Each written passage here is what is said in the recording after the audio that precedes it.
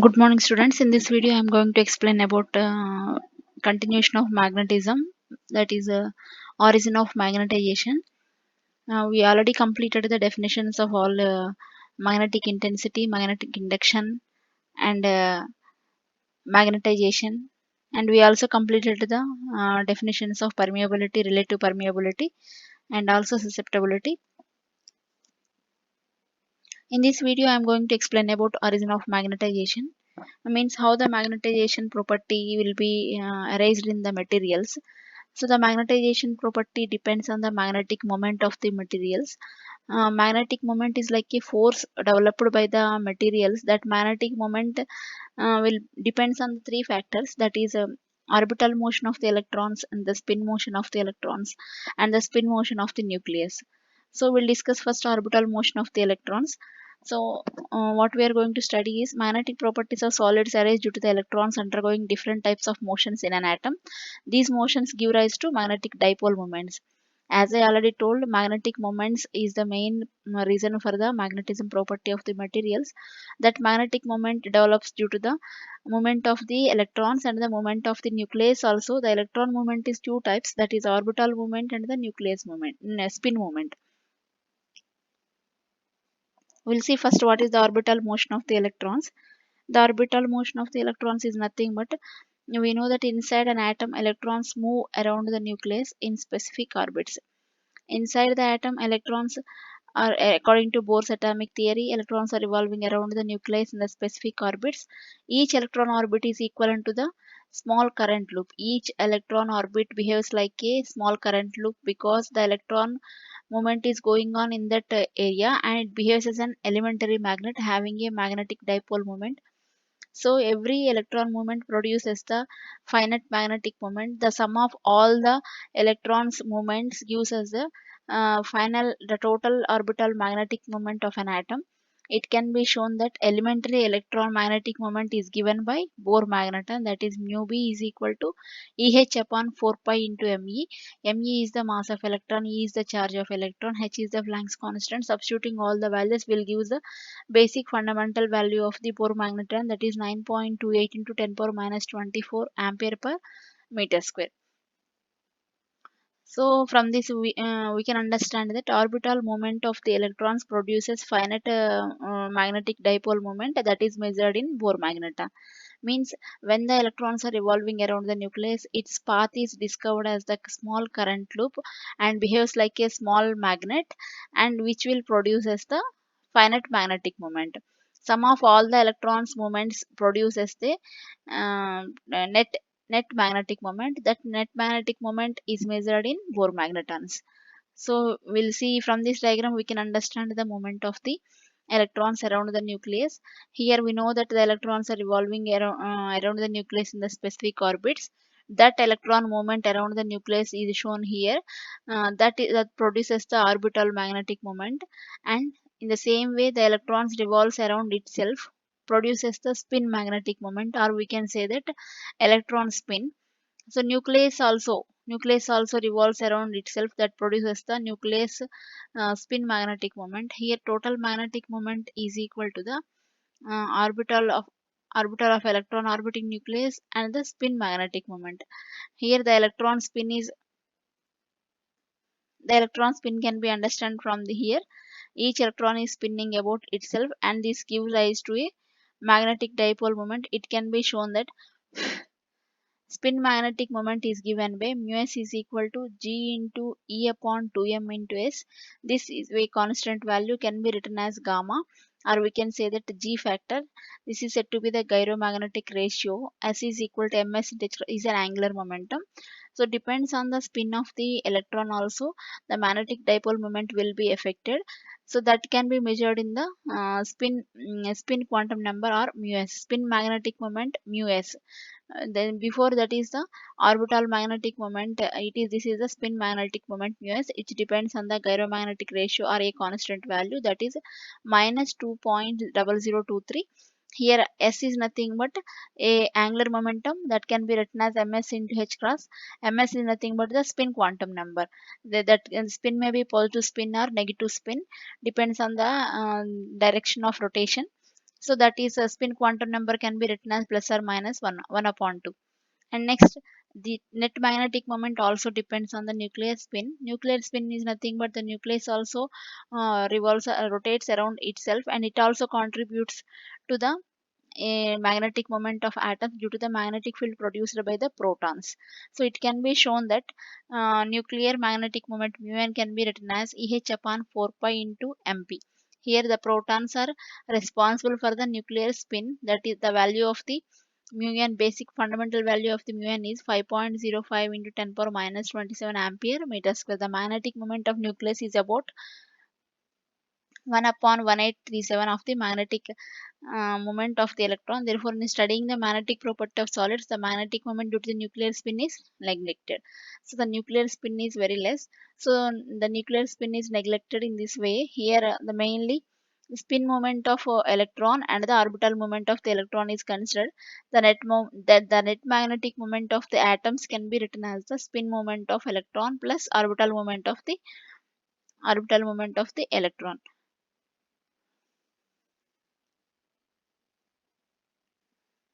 So here about the magnetization we can understand these points, and depends on the magnetization or depends on the response of the external magnetic field, depends on the net magnetic moment. The materials are classified into the three types. We can understand these four points from the magnetization of atoms and the materials. That is, for a solid, the resultant magnetic moment of an atom is the sum of orbital and the spin magnetic moments of the electrons.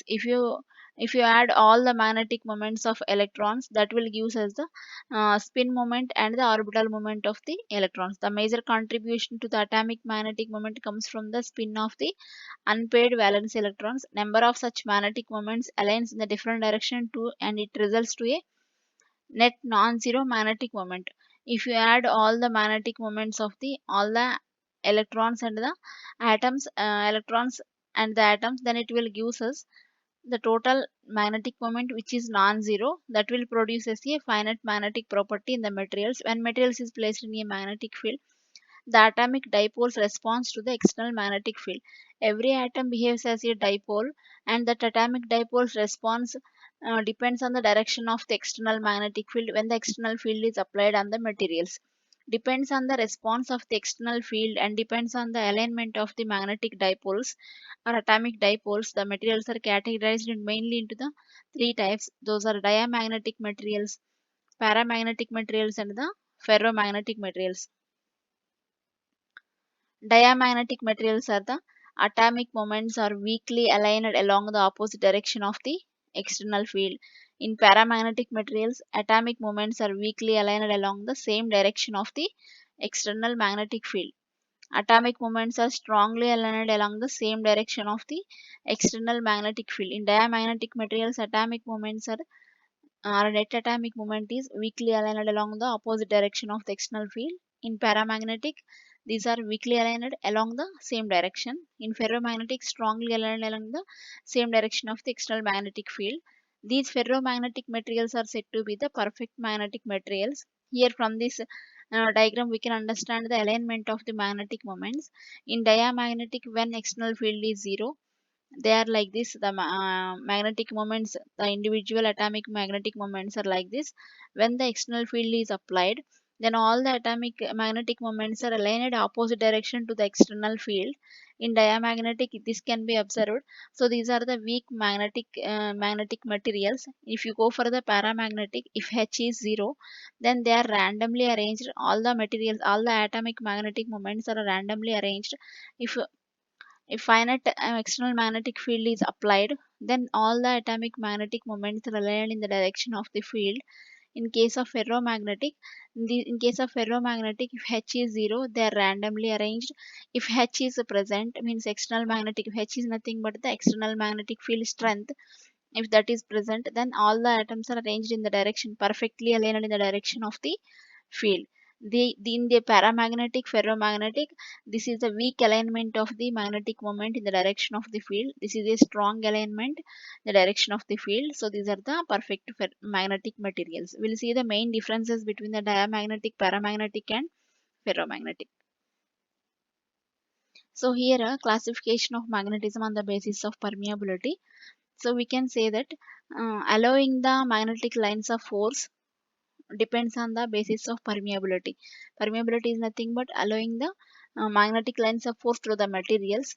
So that can be basic criteria to divide into the three types: diamagnetic, paramagnetic, and ferromagnetic. Otherwise, we can say that the response to the external field. So first we will talk about the diamagnetic materials. In the diamagnetic materials, substances which when placed in an external magnetic field develop a weak magnetism in a opposite direction to the external field. As I already told, the atomic magnetic moments which are already present in the materials, every atom behaves like a magnetic dipole. Those are aligned opposite directional to the external field in the diamagnetic materials. So here, and also the atoms have the very small magnetic moment.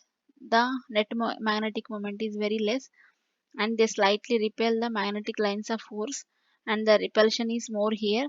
And the examples are bismuth, silver, copper, and hydrogen. The relative permeability of these materials is slightly less than 1. Mu r is less than 1. For example, the relative permeability of bismuth is 0.00083, and copper is 0.00005, and wood is here this value. The relative permeability of bismuth is very less value, and the copper is this value. The relative permeability values are less than 1, and the diamagnetic susceptibility is also very less, and that is equal to that is less than 0. It is due to the repulsion of experienced by diamagnetic materials and placed in the magnetic field. Only 2 points we have to remember about the diamagnetic materials. They are the weak magnetic materials, and they doesn't allow the magnetic lines of force to pass through it. They repulse the magnetic lines of force strongly, and due to that its permeability is less than 1 and susceptibility is less than 0. Those things we have to remember. And paramagnetic materials. In paramagnetic materials, some of the magnetic lines of force. Paramagnetic materials are substances which, when placed in a magnetic field, a small magnetism can be observed in the direction of the field. Here, the magnetism is more than the diamagnetic materials. Few lines of force will pass through the magnetic material, and the atoms are slightly oriented along the direction of the external field. The alignment is not exactly in the direction of field, but the atoms will be slightly arranged in the direction of the field. They will attract the lines of force slightly. So here, as I already mentioned, the lines of force will pass through the materials. Will be the examples are aluminum, tin, magnesium, etc. If you go for the relative permeability of these materials, that is mu r is greater than 1. Relative permeability of aluminum is, that is this value, that is greater than, means they are allowing the few lines of force to pass through it, so a small magnetism is developed in these materials. If you go for the paramagnetic susceptibility, that is less than 1 but positive, that is less than 1. It is due to the slight parameter to less than 1 but positive. It is due to the slight attraction of magnetic field when placed in a magnetic field. And here only two things we have to understand, that these paramagnetic materials allows few lines of force to pass through it, and they attracts the lines of force slightly. Examples are aluminum, tin, and magnesium. The permeability is greater than 1, and the susceptibility is also positive value. And about the ferromagnetic, these are the interesting materials which they perfectly allows the external lines of force, having high permeability and susceptibility values, which are having wide applications. Ferromagnetic materials are the metallic crystals which, when placed in the external field, becomes strongly magnetized in the direction of the field. These materials are strongly attracted by the magnetic field. These materials are strongly oriented. The atomic magnets which are present, every atom will behave like a magnetic dipole. When the external field is applied, that magnetic dipole will perfectly align in the direction of the external field, and it will behaves like a perfect magnet. If you take the net magnetic moment, that net magnetic moment value is also high in case of the ferromagnetic materials. They attracts the lines of force strongly. They perfectly attracts the lines of force. They allows all the lines of force to pass through it. The examples are iron, steel, nickel, cobalt, etc. So as I already told, it is allowing the huge number of lines of force to pass through it, so permeability value is greater than 1. Examples are purified iron. Many magnetic alloys have relative permeability of iron, and many magnetic alloys are more. The ferromagnetic susceptibility is positive and greater than 1, representing a good magnetism is developed inside the materials. Above the Curie temperature. Curie temperature is nothing but transition temperature where it will change behaves as the where it will changes to ferro to paramagnetic materials is given by the this equation. Curie temperature is equal to susceptibility into T minus Tc. Tc is a critical temperature where the material behaves like a paramagnetic material. So that is said to be the Curie temperature. C is a material constant. T and Tc are the temperature and the Curie temperature. Curie temperature, it's a transition temperature where the material at that from that particular temperature value, the material transits is state from ferromagnet to paramagnet, and its value can be if you know susceptibility value, we can easily measure Tc Curie temperature for the particular material. C is the material constant. This total changing in behavior of the ferro to para is explained by the Curie-Weiss law. So this is the about the explanation of the diamagnetism, paramagnetism, and ferromagnetism. Here, from this tabular column, we can easily understand this diamagnetism, paramagnetism, and about more few points also.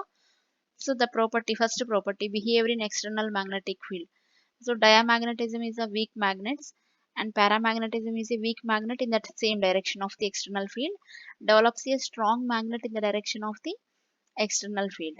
If you go for the alignment of the magnetic dipoles in external field, from these diagrams we can easily understand opposite and the direction is opposite and weakness. The atomic magnets, the atoms which are present, which are behaves as a small magnets, will align opposite the direction of the external field in the diamagnetic.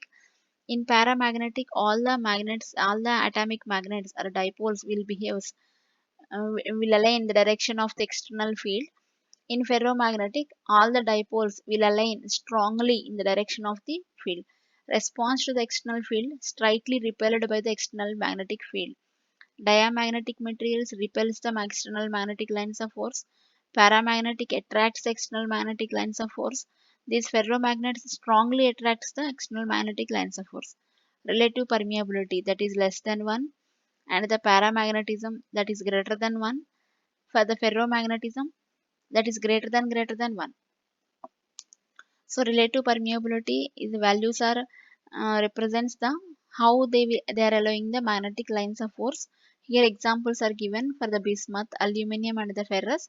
Bismuth is having this value, aluminum is having this value of greater than 1, and this ferrous is having a good permeability value is there.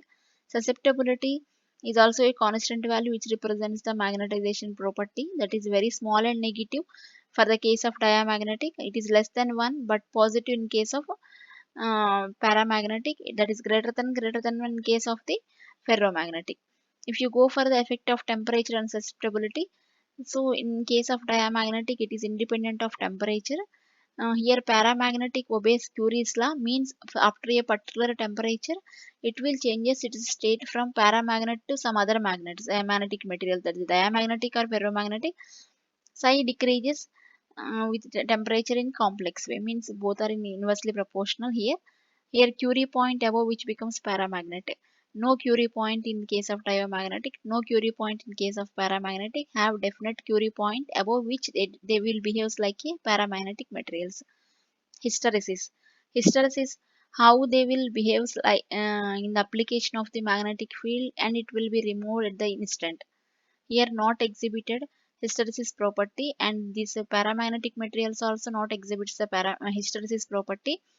These hysteresis property that is exhibiting the same way of losing the magnetism is hysteresis property that is exhibited, and retentivity means how much time they can keep that magnetism property that is not exhibited for the dia and para, it is exhibited by ferromagnetic. Examples for this dia, para and ferro is given here. Bismuth, silver, copper and hydrogen is the examples for the dia, and aluminum, tin and magnesium etc. are the examples for the para. Iron, steel, nickel, cobalt, etc. are the examples for the ferromagnetic materials. These are all we have to understand about dia, para and ferro. If they ask about the differences between dia, para and ferro materials, we have to we can directly write this tabular column. And in the next lecture we are going to discuss about other two types of materials. Those are anti-ferromagnetism and ferrites or ferrimagnetism. These two also. So some of the materials are not exhibiting dia, para and ferro. They are exhibiting new properties. Those are anti-ferromagnetism and ferrimagnetism. It will discuss in the next video. Thank you.